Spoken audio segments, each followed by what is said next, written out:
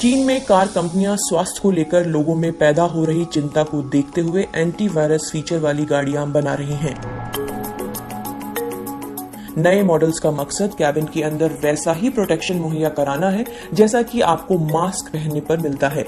देश की कुछ सबसे बड़ी कार कंपनियों ने इस तरह के फीचर वाली नई कारें लॉन्च की हैं। इन कंपनियों में गीली भी शामिल है, जो कि लंदन ब्लैक कैब्स भी बनाती है। कोरोना वायरस के चलते पूरे देश में लॉकडाउन करना पड़ा और इस वजह से साल की पहली तिमाही में चीन में कारों की बिक्री में गिरावट आई है। गीली एंटीवायरस फीचर वाली कार लॉन्च करने वाली पहली कंपनी है। वायु प्रदूषण की वजह से आवाजाही करने वालों को अपने स्वास्थ्य को लेकर चिंता हो रही है और कंपनी इसी तबके पर फोकस कर रही है। कंपनी के हेल्दी कार प्रोजेक्ट का मकसद छोटे पार्टिकल्स को कार में घुसने से रोकना है।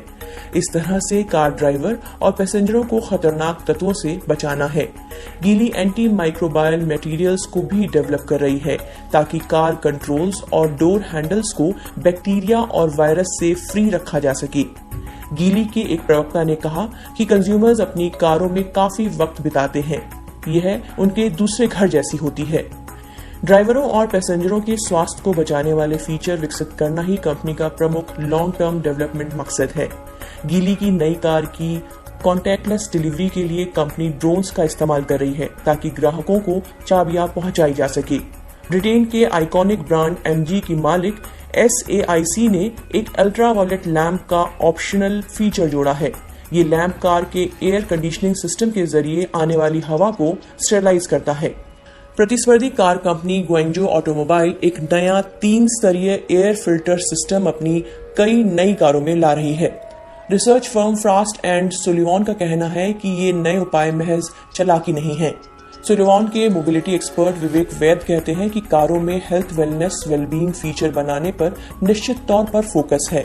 इन फीचरों का डेवलपमेंट पहले ही चल रहा था, लेकिन कोविड-19 ने इसे और ज्यादा तेज कर दिया है। न केवल इन फीचर्स से हाइजीन और स्वास्थ्य मसलों को हल करने की कोशिश की जा रही है, बल्कि ये आने वाले वक्त में ब्रांड्स और मॉडल्स के लिए प्रमुख डिफरेंशिएटर साबित होंगे। वे कहते हैं कि ये केवल चीन तक सीमित नहीं है, बल्कि ये ग्लोबल ट्रेंड बन गया है। हालांकि चाइना मार्केट रिसर्च ग्रुप के मैनेजिंग डायरेक्टर शाओन ग्रीन इस बात से सहमत नहीं है। कंपनियां कोविड-19 के डर का फायदा उठाने की कोशिश में हैं। वो इस चाल से महंगे दाम पर उत्पादों और सेवाओं को ग्राहकों को बेचना चाहती हैं। 2015 में टेस्ला ने एंटी पॉल्यूशन सिस्टम्स वाली कारें बेची। ये कारें चीन में काफी लोकप्रिय रहीं। कंपनी के बायोवेपन डिफेंस बोर्ड का मकसद एयर पॉल्यूशन से चिंतित लोगों को अपने उत्पाद खरीदने के लिए उत्साहित करना था। रीन कहते हैं कि ऑटो कंपनियां अब वायरस से भी अपनी कारों के सुरक्षित होने का दावा कर रही हैं। मैं डॉक्टर या वैज्ञानिक नहीं हूं, लेकिन मैं कंज्यूमर्स को इस बात की चेतावनी देना चाहता हूं कि वायरस के ट्रांसमिशन को कमजोर करने वाले उनके उत्पादों और खास तौर पर कोविड-19 को कमजोर करने के दावों को लेकर वे सचेत रहें। इसी महीने पेंट कंपनी निप्पॉन ने कहा था कि उसने एक एंटीवायरस कोटिंग डेवलप की है जो कि लोगों को सरफेस से वायरस की चपेट में आने से बचाती है। हालांकि कंपनी ने इसमें कोरोना वायरस का नाम नहीं लिया।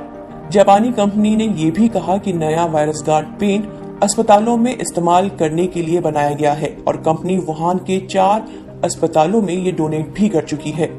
फरवरी में चीन में कारों की बिक्री में 80% से ज्यादा की गिरावट आई। ये पिछले 20 सालों में सबसे बड़ी गिरावट थी। हालांकि मार्च में बिक्री में कुछ रिकवरी हुई, लेकिन ये अभी पिछले साल के इसी महीने के मुकाबले 43% कम रही। अप्रैल के आंकड़ों में थोड़ा और सुधार आ सकता है क्योंकि लोग काम पर वापस लौटने लगे हैं। वैद्य कहते हैं कि हमारा विश्लेषण बताता है कि कार सेल्स को कोविड-19 के पहले वाले स्तर पर लौटने में करीब 3 साल का वक्त लगेगा। Subscribe now and press the bell icon. Never miss an update.